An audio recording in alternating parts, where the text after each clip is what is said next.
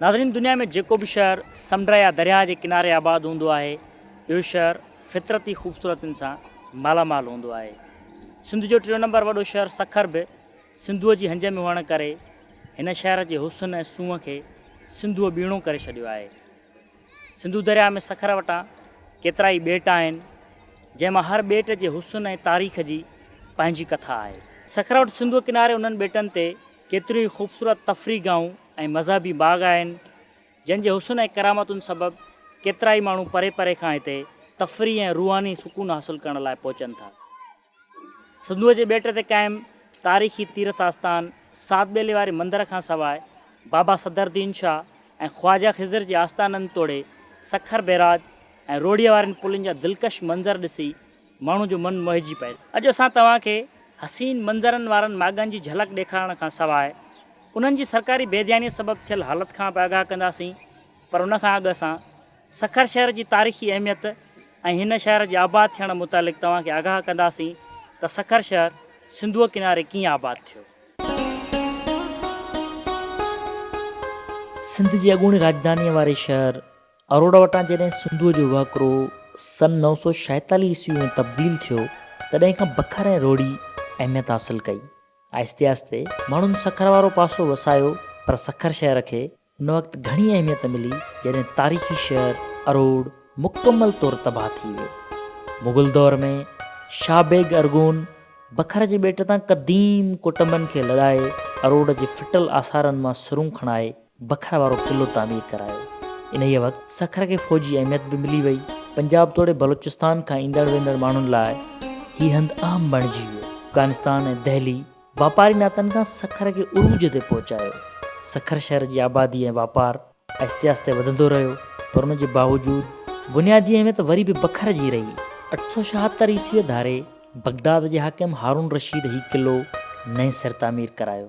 हिन क़िले जी मरमत ऐं तामीर में फेरफार वारो सिलसिलो बि जारी रहियो। बखर ते मुख़्तलिफ़ वक़्तनि ते चढ़ायूं बि थींदियूं रहियूं, जंहिंमें 1541 में हमायूं वारी नाकाम काह बि शामिल आहे।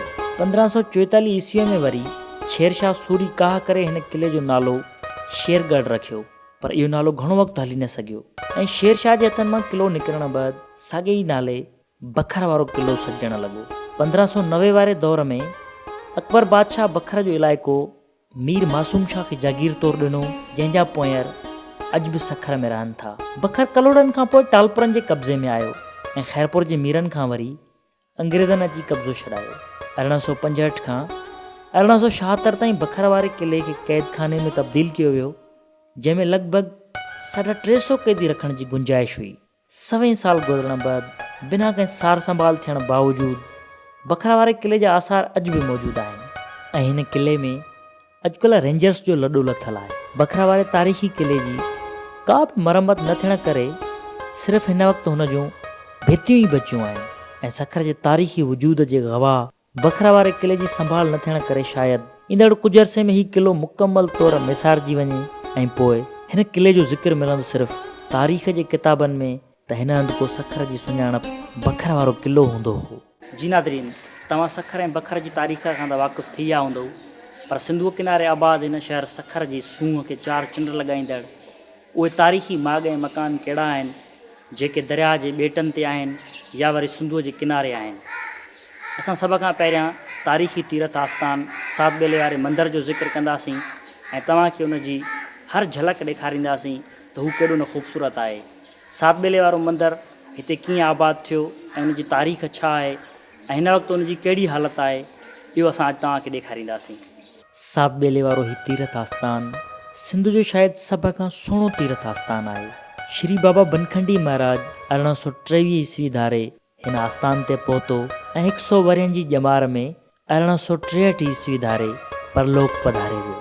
संदसि असुल नालो बालचंद हो, पर छाकाणि त हिन 9 सालनि जी ॼमार में घर छॾियो ऐं बन जो राही थियो, तंहिं करे संदसि गुरुअ नालो मटाए बनखंडी रखी छॾियो। हू ज़ात जो ब्राह्मण ऐं उदासी पंथ सां वास्तो रखंदड़ हो। उदासी पंथी माना जेको सॼी उमिरि शादी न करे ऐं पंहिंजे अंदर खे मारे छॾे। उदासी पंथी सन्यासी ऐं साधू वीराननि में रही पूरे ध्यान सां तपस्या कंदा आहिनि। चयो वञे थो त बनखंडी महाराज नेपाल खां हिते आयो, जिते संदसि धोणी आहे। संदसि गुरु हिंदुस्तान जी रियासत पटियाला में हो। बाबा बनखंडी महाराज जॾहिं सिंध में आयो तॾहिं संदसि उमिरि 60 वरियनि जे लॻभॻि हुई।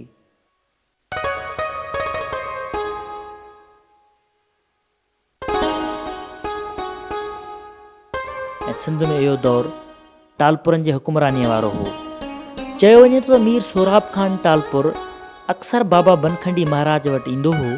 सात बेले वारे हिन आस्थान ते 3 बड़ जा वण हया विया, जिन ते ब्रह्मा, महेश ऐं विष्णु नाला रखिया विया। जॾहिं त आहिस्ते आहिस्ते उते काली, शिव, गणेश ऐं हनुमान जा मंदर बि ठाहिया विया। छाकाणि त बखर ऐं रोड़ी जी वॾी आबादी हिंदुनि ते ॿधल हुई ऐं मीरनि जा वज़ीर ऐं शहर जा शाहूकार सेठियूं बि हिंदू हुआ, तंहिं करे सात बेले वारे हिन तीरथ आस्थान तरक़ी वठण में देरी न कई। मीर सोराब ख़ान टालपुर ऐं उन खां पोइ अंग्रेज़नि ही ॿेट तीरथ लाइ मख़सूस करे छॾियो। जेतोणीकि सात बेले वारे हिन मंदर जी तारीख़ का एतिरी घणी पुराणी न आहे, पर हिन जी सूंहं सदियुनि जी सिक लाहे छॾे थी। सात बेले वारे मंदर जे वॾे हिसे खे चौधारी मज़बूत दीवार ॾिनल आहे, जंहिं करे दरिया में चाढ़ वक़्तु हिन खे को बि ख़तरो नथो रहे।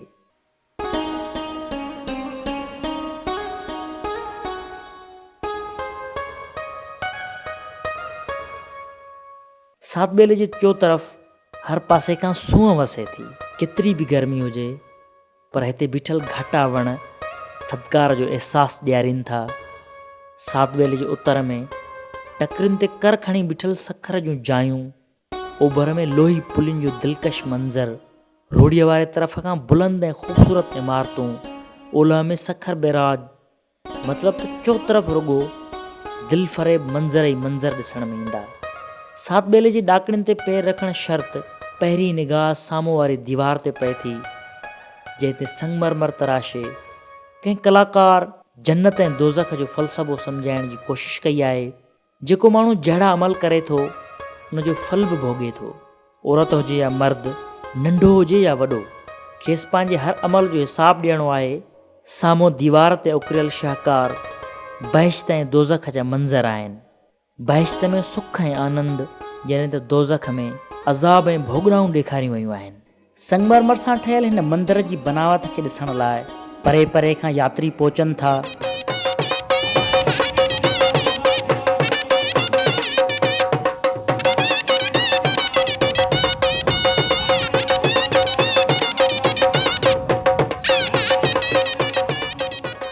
जॾहिं त सात बेले में हिकु तारीख़ी लाइब्रेरी बि मौजूदु आहे, जिते सवनि जी तादाद में नायाब धर्मी किताब पियल आहिनि।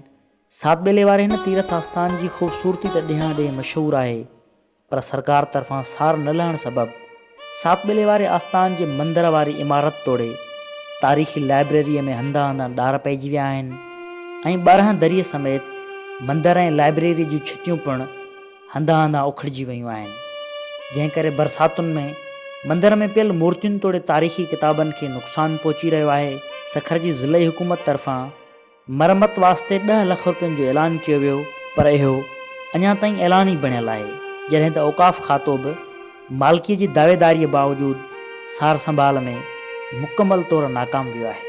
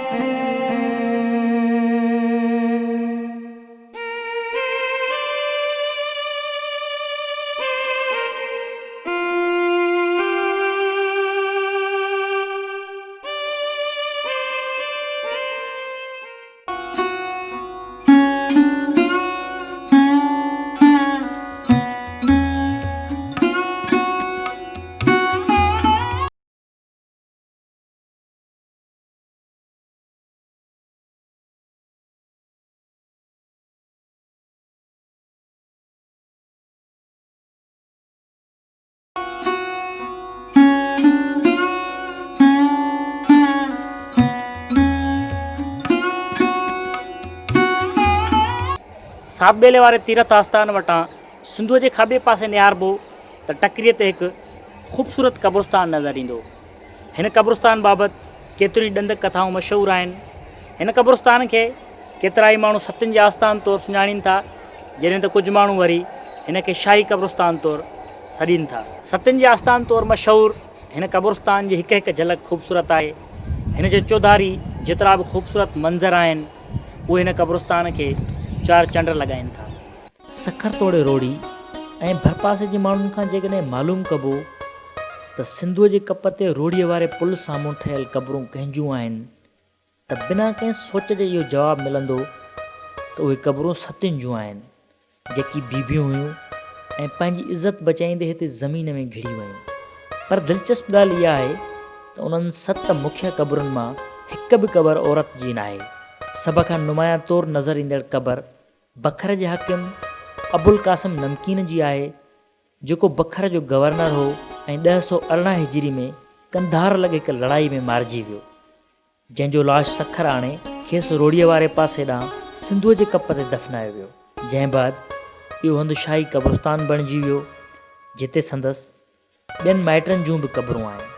पर हिन क़ब्रस्तान खे सतनि जे क़ब्रस्तान तौरु एतिरो त वरजायो वियो जो हर माण्हू इन ॻाल्हि खे सच क़बूलियो। सतनि जे आस्थान तौरु मशहूरी क़ब्रस्तान मुग़ल दौर जो सुहिणो क़ब्रस्तान आहे। उत्तर सिंध जे उन्हनि माण्हुनि जिन कॾहिं चौखंडी ऐं मकलीअ वारो क़ब्रस्तान न ॾिठो हुजे, सतनि जे आस्थान ते उन्हनि माॻनि जी झलक ॾिसी सघिजे थी। पथर जी हिकु डिघी ॾाकण मथे क़ब्रस्तान ताईं पहुचाए थी। सतनि वारे आस्थान तौरु मशहूरु हिन क़ब्रस्तान वटि पहुचण बैदि हिते औक़ाफ़ खाते पारां मुक़ररु कयल चौकीदार हर ईंदड़ माण्हूअ खे साॻई मफ़रूज़ ते ॿधल कहाणी ॿुधाए थो त हीउ सतनि जो आस्थान आहे, जिते बीबियूं पंहिंजी इज़त बचाइण ख़ातिर ज़मीन में हलियूं वयूं।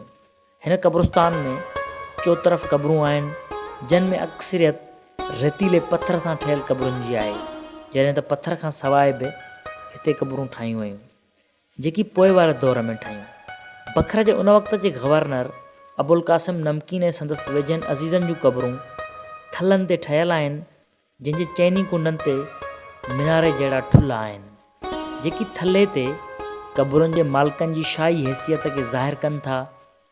सतनि जे आस्थान वारे क़ब्रस्तान में पथरनि जे क़बरनि खां सवाइ काशीअ जी आराइश वारियूं बि चङियूं ख़ासियूं क़बरूं आहिनि। छाई थल्हे जा ठुल्ला बि काशीअ सां सिंगारियल आहिनि, जॾहिं त थल्हे जे ओभर में हिकु मस्जिद ते बि काशीअ जो सुहिणो कमु थियल आहे। मस्जिद पंहिंजे वक़्त जो शाहकार ऐं शाही मिज़ाज मूजिबि हुई। सतनि जे हिन आस्थान वारो हंधु घणो मथां हुअण करे हितां सखर ऐं रोड़ी शहरनि सां गॾु सिंधूअ जी सूंहं खे बि चङीअ तरह ॾिसी सघिजे थो त इहा केॾी न जादुई असरु रखे थी। सतनि जे आस्थान खां ॾखण तरफ़ खजियुनि जा वण, उत्तर में लेंसडाउन ऐं अयूब पुल जेकी सखर ऐं रोड़ीअ खे ॻंढियूं बीठियूं आहिनि, उत्तर में बखर जो फिटल क़िलो, सात बेले वारे तीर्थ आस्थान जी ख़ूबसूरती, ओलह में तारीख़ी सखर बिराद ऐं ॿिया खोड़ सारा मंज़र ॾिसी रूह ख़ुशि थियो वञे। इन ई सिंधूअ जी सूंहं अबुल कासिम खे बि पाण ॾांहुं छिकियो हो, जंहिं चांड्रोकी रातियुनि में अची शाइरीअ जूं महफ़िलूं मचायूं, ऐं इहो ई सबबु आहे जो संदसि क़बर बि पसंदीदा जॻह ते ठही। सतनि जे आस्थान वारे हिन माॻ जी जेतिरी बि तारीफ़ कजे इहा घटि आहे, पर इन माॻ जी जेका सरकारी बेध्यानीअ सबबु हिन वक़्तु हालत आहे, उन ते सवाइ मातम जे ॿियो कुझु बि नथो करे सघिजे। औक़ाफ़ खातो हुजे या ज़िलाई हुकूमत, मतिलबु त हिन तरफ़ कंहिं बि ध्यानु न ॾिनो आहे, जंहिं करे हिन आस्थान ते ठहियल क़बरूं भुरी भुरा थींदियूं पयूं वञनि। तारीख़ी मस्जिद ज़रे घटि ख़तमु थी वई आहे, जिन त हीउ माॻ ॾिसणु ईंदड़ सयाहनि लाइ बि जोॻो बंदोबस्तु नज़र न ईंदो। सतनि जे आस्थान तौरु मशहूरु हिन माॻ जे ॾाकण खां वेंदे मथे समूरी हालत इंतिहाई रहम जोगी बणियल आहे।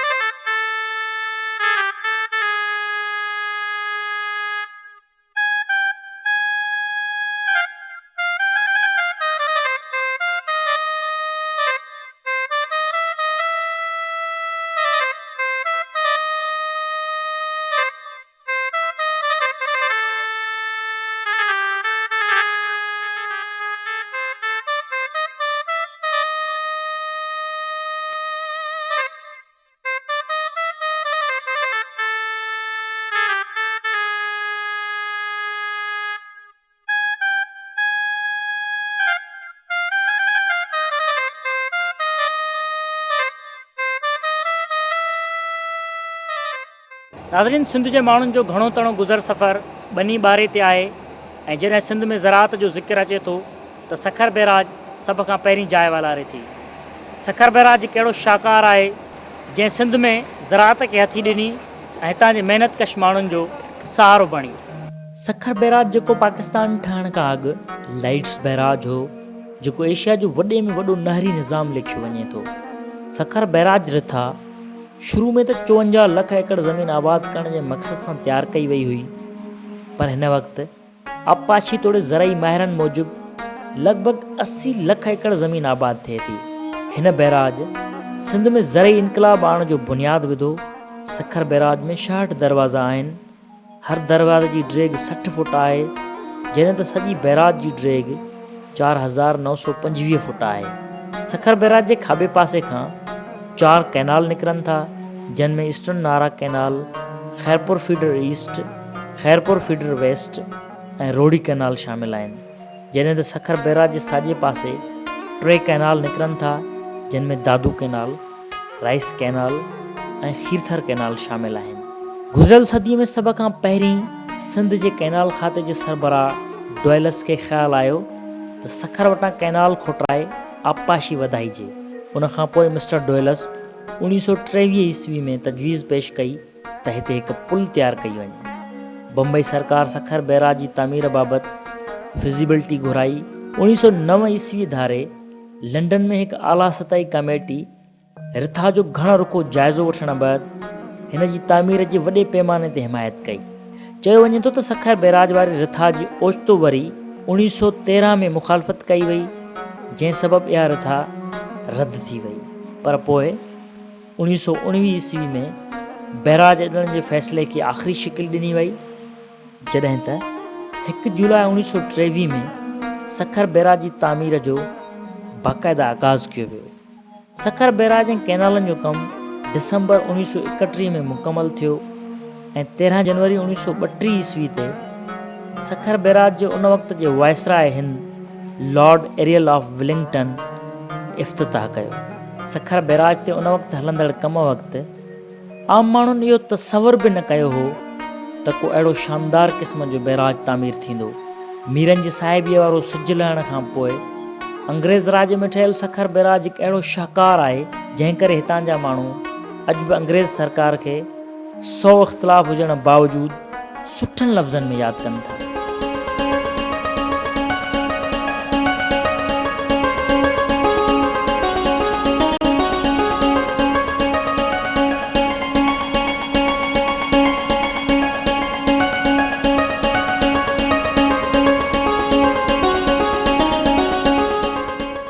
सिंधी माण्हू उन वक़्त जे अंग्रेज़ सरकार खे त बैराज जे हवाले सां सुठनि लफ़्ज़नि में यादि कनि था, पर हिन वक़्तु जेका सखर बैराज सां पंहिंजनि हालत कई आहे, इहा दुश्मननि खां बि न पुॼे। हिन बैराज जी मरमत लाइ जेतोणीकि हर साल करोड़ रुपया रखिया वेंदा रहिया आहिनि, पर इहा रक़म बैराज जी मरमत बजाए कामोरनि ऐं उन जे साथारी वज़ीरनि जे पेट में वञण करे हाणे इन जे बैराज जो मुस्तक़बिल ख़तरे में आहे।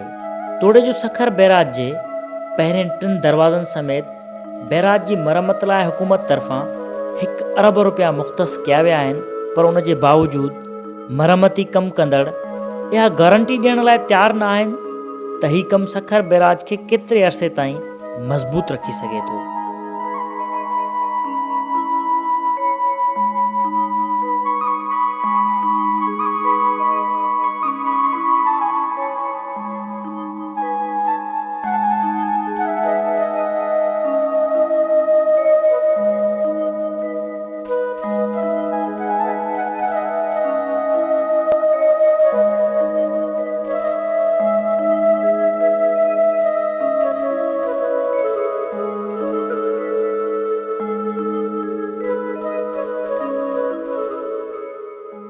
सखर बैराज जे अपस्ट्रीम जे ॿेटनि में केतिरनि ई कब्ज़े खोरनि आबपाशी अमलदारनि जे मिली भगत सां ज़मीनूं आबाद करे छॾियूं आहिनि, पर खेनि को बि पुछाणो करण वारो न आहे। सखर बैराज जी हालत कमज़ोर थियण खां पोइ ॻरी ट्रैफ़िक गुज़रण ते पाबंदी विधल आहे, जॾहिं त उन जे मुतबादिल ट्रैफ़िक गुज़ारण लाइ हिकु नई पुल तामीर थियल आहे, जेका सखर बाईपास वारे पुल तौरु मशहूरु आहे। सखर बैराज ऐं नई तामीर थियल पुल जे खाॿे पासे ॾांहुं सखर बैराज जे शुरूआती तामीर खां वेंदे कम जे मुकमल थियण ताईं तारीख़ी तस्वीरुनि ऐं ॿियनि नमूननि खे रखण लाइ हिकु म्यूज़ियम पिणु तामीर थियल आहे, जंहिंखे अॼु बि केतिरा ई माण्हू वॾी दिलचस्पीअ सां ॾिसणु अचनि था।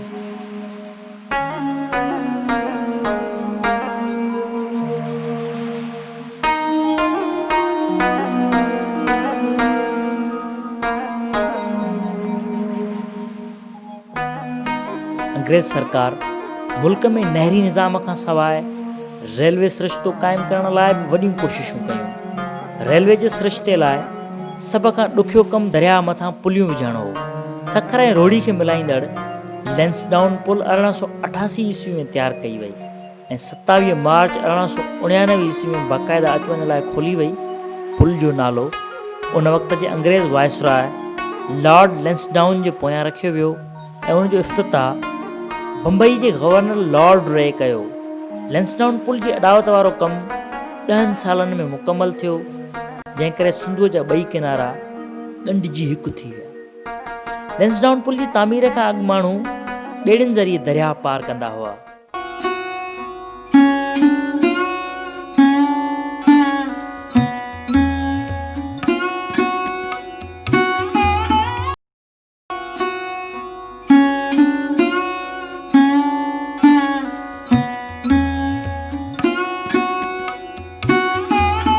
सखर ऐं रोडी शहरनि खे पाण में मिलाईंदड़ लैंसडाउन ऐं अयूब पुल न फ़क़ति भरपासे जे ॻोठनि ऐं शहरनि खे पाण में ॻंढियो, पर हिननि जे करे दरिया मथां ट्रेन खे गुज़ारणु बि आसान थियो।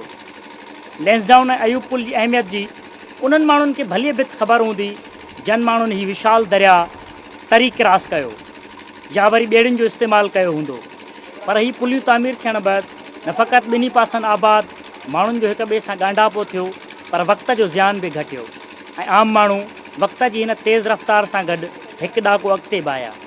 लैंसडाउन पुल जी अॾावत ते उन वक़्तु 28 लख रुपया ख़र्च थिया। पुल जी अहमियत इहा आहे त उन वक़्तु हिंदुस्तान जी पहिरीं पुल हुई जंहिंमें घणे खां घणो लोहो इस्तेमालु थियो।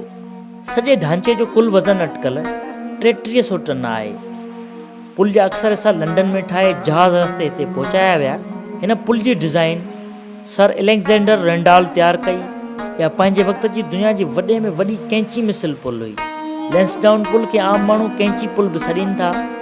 लैंसडाउन पुल झूनी थी त रेलवे अख़्तियारनि खे हिकु ॿी पुल तयारु करण जी ज़रूरत महसूसु थी, जंहिंजी डिज़ाइन गैर मुल्की कंपनी DB स्टेनमैन ठाही। 1962 ईस्वी धारे अयूब पुल नाले ठाहियल हिन पुल जी डिज़ाइन बिल्कुलु अहिड़ी आहे जहिड़ी हिकु 100 साल अॻु लैंसडाउन पुल ठाहिण वक़्तु वीचार हेठि आई हुई।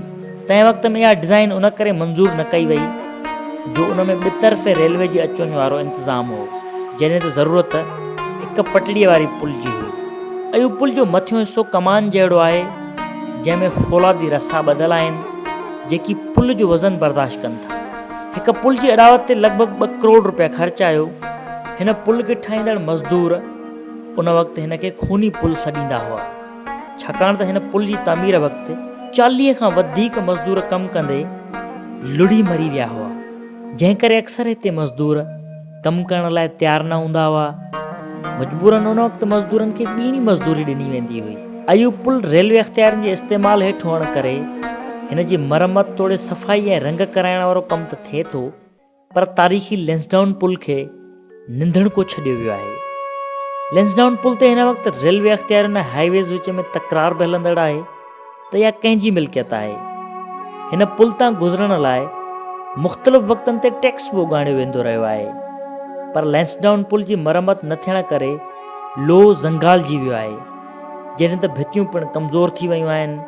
आम माण्हुनि जे पंधु गुज़रण लाइ काठ जा हयल फटा पिणु दरिया में किरी पिया आहिनि, जंहिं करे केतिरा ई दफ़ा ॿारनि ऐं ॿियनि माण्हुनि जे ॿुॾण जा वाक़िया पेश ईंदा रहिया आहिनि। लैंसडाउन पुल जी मरम्मत लाइ मुइनुद्दीन हैदर जे गवर्नरीअ वारे दौर में 50 लख रुपया रेलवे अख़्तियारनि खे ॾिना विया, पर केतिरो अरसो इहा रक़म पई रही ऐं को बि मरम्मती कमु न थियो। आख़िरकार इहा रक़म वापसि हली वई। हिन मामले ते कॾहिं बि कंहिं आवाज़ न उथारियो आहे। लैंसडाउन पुल तोड़े अयूब पुल सिंधू दरिया मथां बादशाहनि जे ताज जियां बीठल आहिनि, पर सरकारी कन लाटार सबबि उहे सिंधूअ जा ताज पंहिंजी ख़ूबसूरती विञाईंदा पिया वञनि।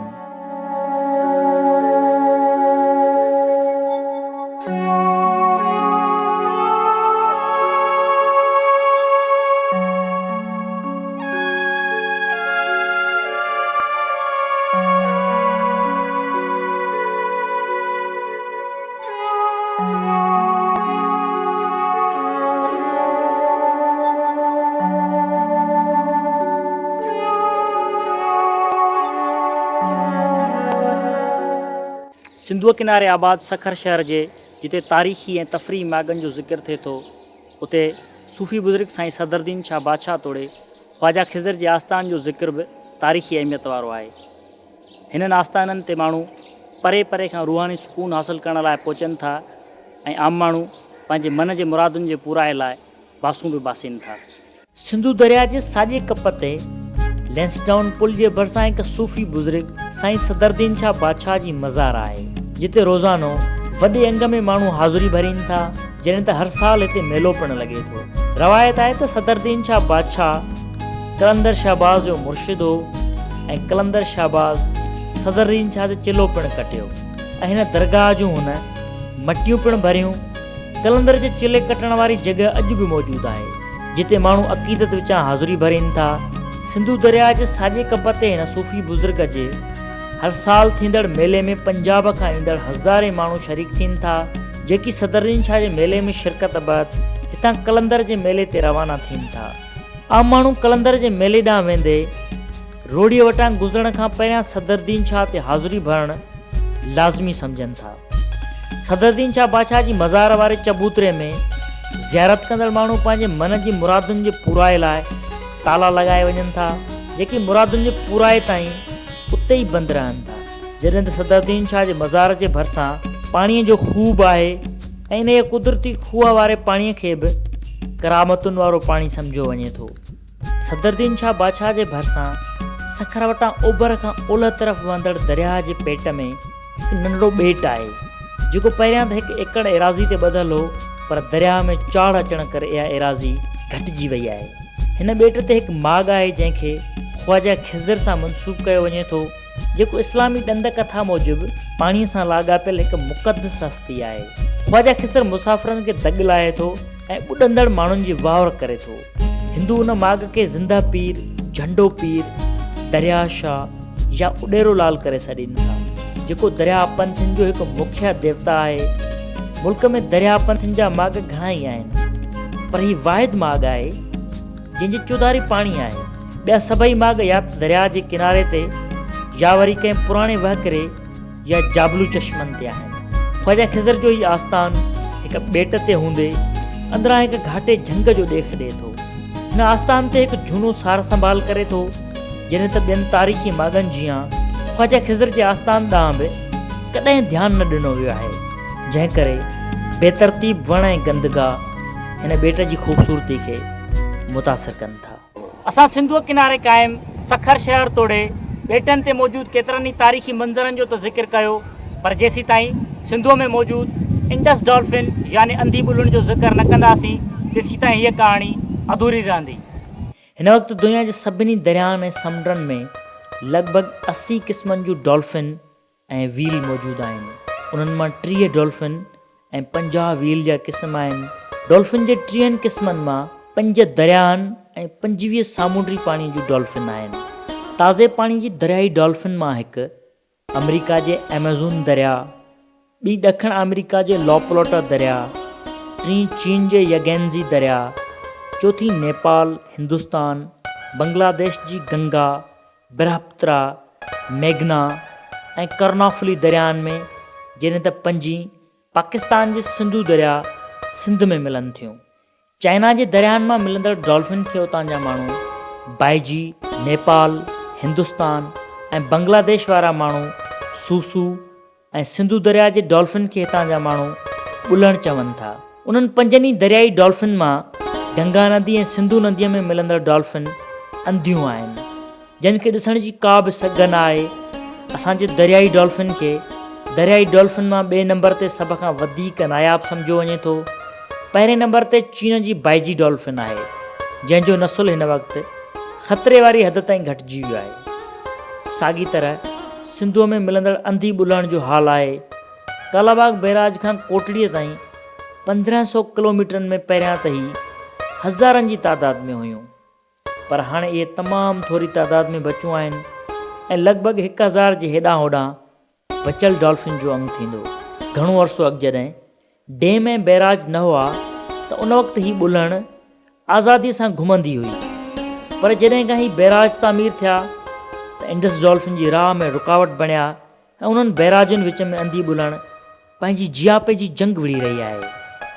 जेतोणीकि हिन जे बचाव लाइ झंगली जीवत खाते जो इदारो बि मौजूदु आहे, पर उन हूंदे बि हर साल केतिरियूं ई डॉल्फिन मौत जो शिकार थियनि थियूं।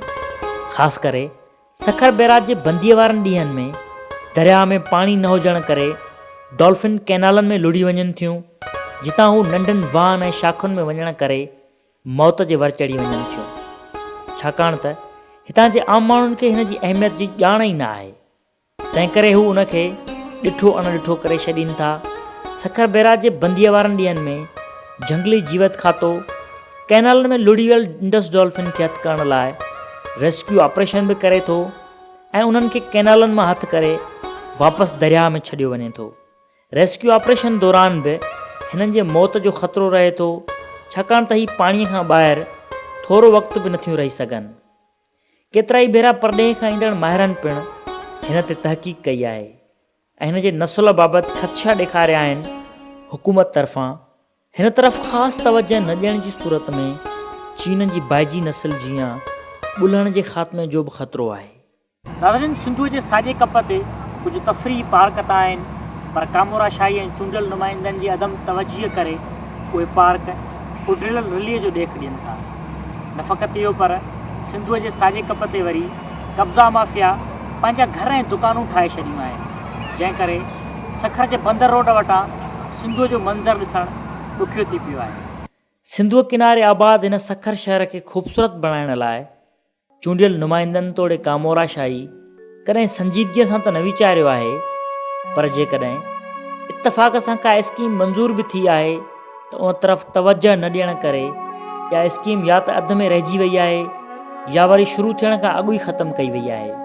ठीकु साॻीअ तरह जीअं पीपी दौर में सिंधू दरिया जे ॿेट में अम्यूज़मेंट पार्क ठहण जी करोड़े रुपयनि वारी रिथा शुरू कई वई, पर लखें रुपया ख़र्च थियण बावजूदु अॻिते न वधी सघी, जॾहिं त लबे महिराण वारे उजड़ियल हिन पार्क खे चूंडियल नुमाइंदा वॾे अरसे खां नज़र अंदाज़ कंदा रहिया आहिनि।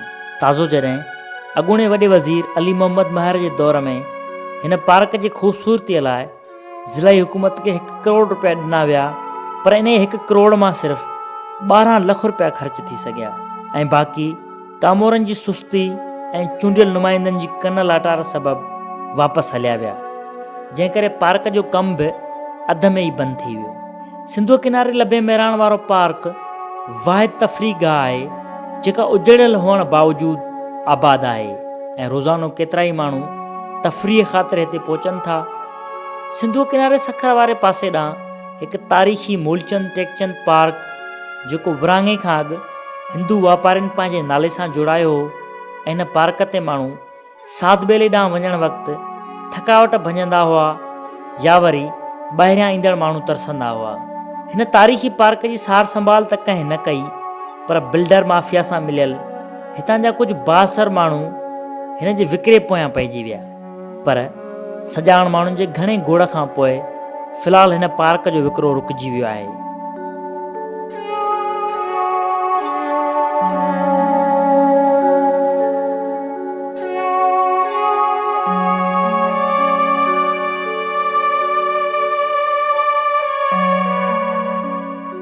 सिंधूअ किनारे तारीख़ी मस्जिद मंज़िलगाह खां सवाइ ॿियूं बि 2 ख़ूबसूरत मस्जिदूं ठहियल आहिनि, पर सखर वटां सिंधूअ जो किनारो ॾिसणु ज़रे घटि मुश्किल आहे, छाकाणि त सखर वटां 3 हिसनि खां वधीक सिंधूअ किनारे ते कब्ज़ा थी चुका आहिनि। सिंधूअ जी सॼी पटीअ ते माण्हुनि घर ऐं दुकान ठाहे छॾिया आहिनि, जंहिं करे सखर वटां सिंधूअ खे सवलाई सां ॾिसणु मुश्किल आहे, जॾहिं त सिंधू दरिया में सखर जो ड्रेनेज वारो पाणी छोड़ करण सबबु गिदलाण फैलिजी रही आहे ऐं इन गिदलाण वारो पाणी वरी हिन शहर जे रवासियुनि खे फ़राहम कयो पियो वञे।